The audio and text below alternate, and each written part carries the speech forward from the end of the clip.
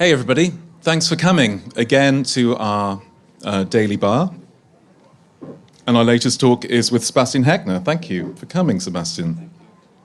You all know Sebastian, I'm sure, but if you don't, here's a very, very short biog.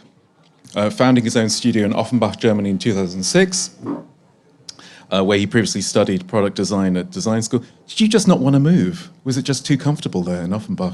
I'm still living in Offenbach now more than half of my life, so 21 years. 21 years now. I studied there till 2007, then I established my own studio. We just moved in March to a bigger space. So after staying 15 years in more or less the former last student apartment, we had also another floor then, but now we have a proper studio. We can really show all the truth to clients. Before this was more like a small apartment with wooden floors, very homey, and now it looks more like a proper studio. Super, a new home for you. Today we're going to talk about this particular collection that we're sitting on for Ames, which is called Carib. You can see it on the screen behind us now. Tell me about the starting point for that. Craftsmanship is a very important part of it. Obviously, just by looking at it, I think it communicates that. But what's the story behind it? Yeah, I think craftsmanship is a very strong part for my design language already for now 15 years when I'm started, because I'm Offenbach, still there. And Offenbach is a city, or was the city, for leather production. There was the production of Mont Blanc, Sega, Goldfile, but all this disappeared. And I realized when I started at my university that something the connection point between the different people of the city was missing. Just think about Murano or Venice without glass, and the same happened in this case with Offenbach, that there was no leather production anymore, and there was the link missing between the people and generations. Nowadays, the city needs to invent itself.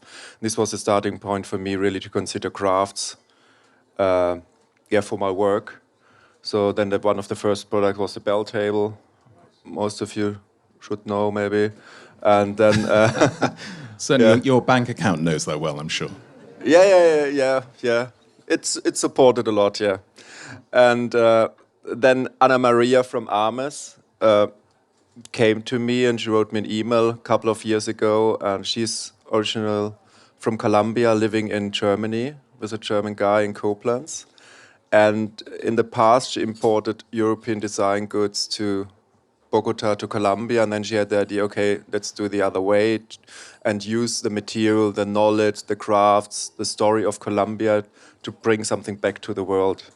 And she asked me if I would like to go with her to Colombia, and I've never been to South America. I just had a good friend at this university, Reinhard, who was or is from Colombia, is now living there. And for me, it was really exciting to go there, and I went there actually with white paper and not with a big research before, so really I got inspired by the travel we did for 2 weeks in a small bus with photographer and driving around the countryside. And this, for me, sustainability is very much key to this particular project. We think about sustainability in terms of materials. We think about sustainability in terms of the life cycle of a product or a collection, but we don't often think about social sustainability and the sustainability of a particular craft technique that has existed for generations. And I think there's something that's definitely going on here. Do you want to say a few words about that? Yeah, well, Colombia, first of all, is really a beautiful country. It's very green, so we sit perfectly here. And they are very much into crafts, from pottery, rug making, furniture making. Like, this is typical technique. And I was really blown away, because a lot of crafts, they don't exist anymore in Germany like they can do there. And there are also very specific materials they are using, like Ficke, which is a kind of aloe vera fiber they use to do rugs. And this was really the starting point to go with Anna Maria to the small villages like La Chamba, which is one doing black ceramics, or in the north at the sea, the ones doing the chairs. And this was the starting point. And then with my design range, really to create something new. And I met a lot of young people, and it's the same like in Europe, that the young generation, they are maybe not that interested in crafts. They want to move to the big cities, like in Colombia to Bogota. But the education is quite low. I must say it's not like in Europe. So they have a primary school, and then they learn the craft from the grandparents or parents. So they end up in Bogota, but they don't find a job in the skyscrapers and the offices. And a lot of them are working now for us in the suburbs of Bogota, so they have both. They can live there and they have a job, and now they really appreciate the crafts they learned from the parents and grandparents, and they really understand. And now they're also very happy about that people around the world understand their techniques, that it's not just something they do for souvenirs or for tourists coming to Bogota or Colombia. It's something really you can find in concept stores in Paris or other destinations. And I think that's really nice to have this link, and that they see that other nations, other cultures, they have a respect for their work. Right. We are obviously in a very particular moment in time where where climate change is a pressing concern of ours, and should be informing everything that we do and the way we think. What would you say to people who would argue that producing in Colombia mostly for a European market is not the most clever way of doing things in terms of transportation? Yeah, absolutely. But if I want to do a collection in a Colombian spirit, I need to produce it there. Otherwise, it's fake. And for me, it's really important to support the people to go there. And of course, we have the shipping issues, which makes it not easy. We also have the climate change issues, because sometimes there's a El Nino, so there's a lot of rain coming down, so they can't fire the ceramic pots. So sometimes it could happen that they can't produce for 3 months. So there are a lot of aspects we need to control or to consider, also to discuss with the dealers at the end, that it's not an assembly line or production delivery time like we are used to it from Europe. But now everything changed anyway, and a lot of companies are facing these issues. If you look at the furniture, and you were telling me earlier that there is now a kind of second iteration of the furniture where the colors are more subdued. But this is such joyful furniture, really. Obviously, in terms of its materiality, in terms of its structure, it's designed for outdoors. I wonder if the joy of what we're sitting on reflects the culture of the company, of Ames. What are they like? What do they think like? What's specific about working with them compared to working with other manufacturers? And I think the furnitures and the designs reflect also the joy of the country itself, and how open the people are, and how curious they also are to work with international designers like me, Pauline Deltour, latest also Ilse Crawford. And no, I think this is a very important aspect, really, to bring the joy to the product and in the collaboration. And with Ames, it's a family business, even it's very small. But for me, as a designer, it's always nice to have a family contact, because it's about the relationship. Sometimes you work on a product 3 months, sometimes you work on a product maybe 3 or 4 years. So you need a good collaboration, a good feedback, to be honest to each other. You need to be about respect and trust each other. And I think this makes it very easy with Ames, and because nowadays also we turned very close friends, and because we have the same idea, and we had amazing adventures in Colombia, and I did experiences I never have been faced before, just to stay in a jungle without electricity once, or in La Chamba. They did a dinner for me, and they were running 5 chickens around, and they asked me to choose one for the soup. And yeah, they are really special, unique Sophie's moments. choice. No electricity in the jungle sounds like the hotel I'm staying in at the moment. Yeah, and no mobile phone at the end, so no torch. And the room was kind of very alive, no? A lot of beetles and other things. So I had a lot of plastic cups, just placed them on top of them. Next morning I just turned them, and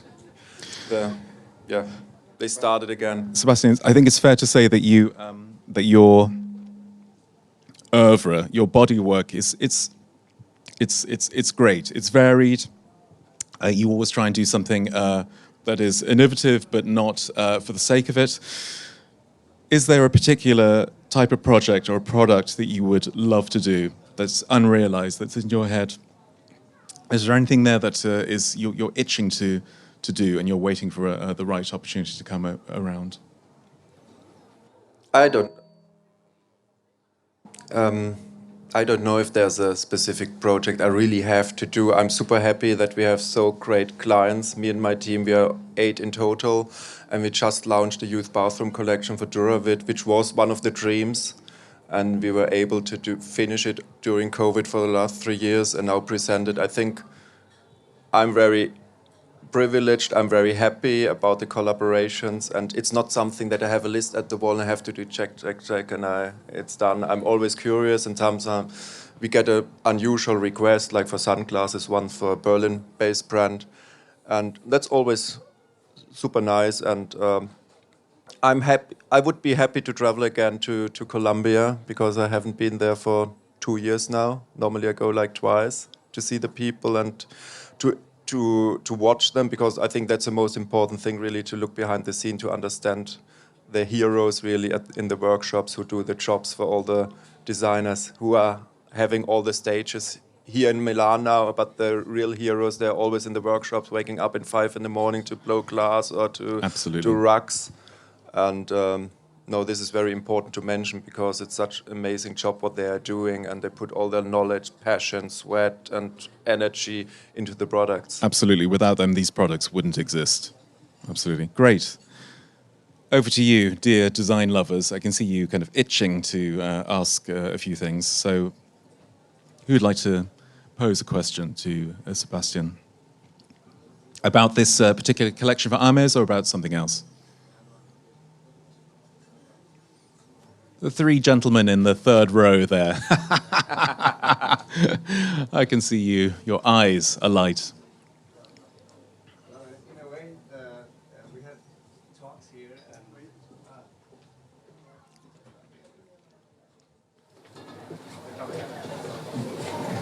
lovely to have you. Thanks for being here. It's super cool.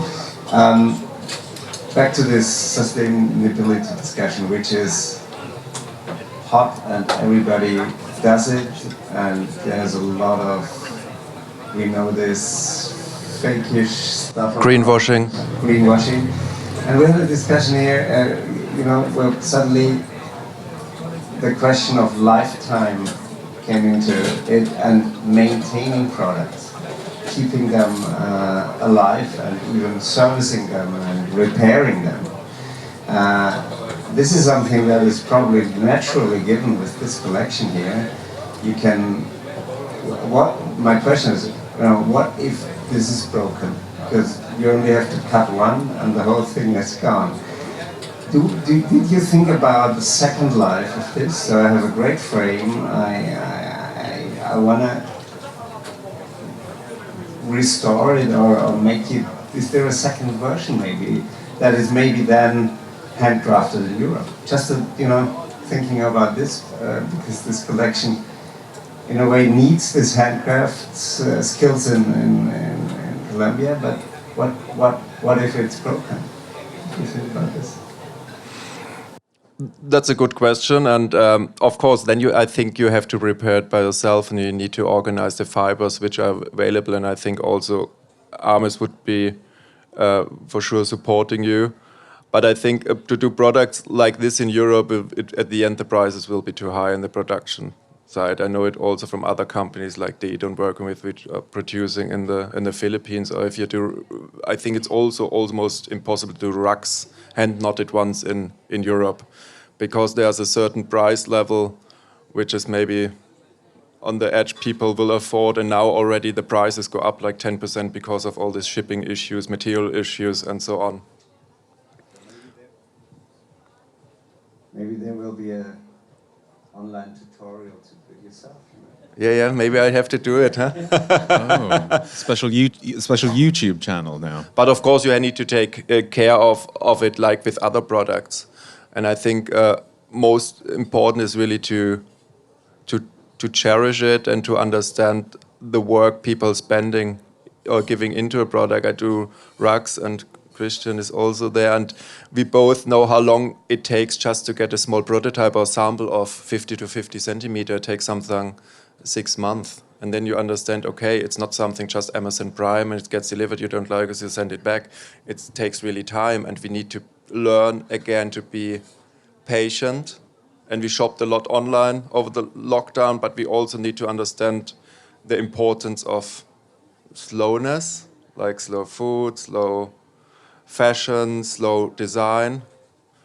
And this was maybe also quite nice to experience the fact to be in lockdown for 2 months at home and to have a completely other life, not flying like 3 times a week and then to order something at night when you come home, a pizza. So really to go to the market and cook by yourself. And it's the same here. We need to understand the value of all the creative processes, the production, the materials, and to reconsider our, how we consume and shop products, and really to cherish it. I think that's more important. And I was one of the curators at Homo Faber recently in Venice, and this was about craftsmanship, even on a much higher level than we are mainly working here, because there was really a guy, Julian Feller, in the 20s, and he worked on a wooden piece for 1 year, and at the end made out of a solid block of wood, and he carved it that it was like a lace, almost transparent, a stunning piece. And this shows really the possibilities human being can do, and it's not something a robot or a 3D printer, whatever. Of course, they can do it as well, but this is really something human-made. We need to understand the value of those goods or treasures. It's not just a thing you can buy and you throw it away after a season because it's a trend. We need to consider our work as goods, which has a completely different respect, and to cherish it. And if we have something in good quality, we pass it on to another generation, or if we don't like it anymore, we can put it on eBay. If we buy a stupid thing, I think we just throw it away because we don't feel so well to hand it over to someone else, or someone comes to your home to pick it up after he bought it on eBay, and you feel like... And I think with a high-quality product or a well-crafted product with a good story behind, you are not facing those issues. Absolutely. I think, sorry, my voice is going. I often think that the 18th century was the best time for manufactured goods in a way, because it was the beginning of the industrial process of products being produced in series, but also there was a huge amount of craft involved as well. And the products that you bought, if you were lucky enough to have money, they showed the virtuosity they displayed the labor, so you could see how much time had gone into producing them. I think we're going to wrap. Oh, yeah, we have one more question from the successful-looking man in the third row. My question is about, did you think about bringing your first NFT project to the market? Are you working on something like this already, or were you asked already to bring your own collection out? Actually, I bought an NFT artwork at König in Berlin, and I was not able to download it since 2 weeks. Because you have just here and there, then you have, it's a nightmare. Yeah, I don't know if I will ever get it. No, I think, and this is so important with the fair, that we can meet, that we can grab and touch the things. We are already too much digital, I would say. We need the balance, of course, between both, but for me, it's really, using all the senses, so really to smell a product, to touch it, and so on. With the NFT, maybe it was a little mistake. But I hope after the fair I have the possibility somehow to get it. Yes, call me, we will support you. Good question. Better luck next time. Great. Sebastian? Oh, so sorry. So how do you work in a sustainable... what are the steps you consider while designing a project in a sustainable way? Again, the beginning, sorry. How do you design a project in consideration with the sustainability? Yeah, well, most important is to have a company or the company who thinks in the same way like you, who believe really in sustainability, and then it's not just a marketing effect. So I think it's important from the beginning to be clear with the partner on the other side, the company, really to consider all the aspects of the production, development, up to shipping, of course. Sometimes it's more complicated. But for me, for now, I haven't done, for example, a plastic project for indoor, a plastic chair. The Architonic chair is made of wood, and others for outdoor it makes more sense because some materials doesn't work outdoor, and you have to do your own decisions as a designer, and you need to stand behind your vision and your philosophy the whole time. And of course, there are a lot of products. They say, okay, it's recycled plastic or from the sea, but that doesn't solve really the issue that there are plastic still too much going really to the sea around the world. So what comes first while you design, the material or the idea? Yeah, sometimes the design is driven by the material. So if I see an interesting material or interesting company producing a specific material and specific technique, so it could be a starting point for an idea, and then I look for a company who could be interested in this technique. Or sometimes it's also a company, they come with a brief or they give you carte blanche, and then you think about, okay, what really fits to the company. And I think that's always the most important thing, really, to look behind the scenes, not just shaking hands of the CEOs, or really to go in the factory and to understand it. And sometimes also get the question, yeah, which is the company you really want to work with? And I met amazing big names, but at the end I didn't feel comfortable with the people, the CEO, artistic director, and I think it's really about the relationship and that you feel comfortable and welcomed, and it's not just another collaboration. I think it has to be much more. Thanks for your question. That's great. And next time you come and visit us, we will ask you to name a few names in terms of where it didn't work out so well. That's the late night version of this talk. Thanks so much, everyone, for coming. You've been a great audience. And thanks very much to Sebastian and to have a lovely week. And to Ames as well for this great collection. It's called Carrie.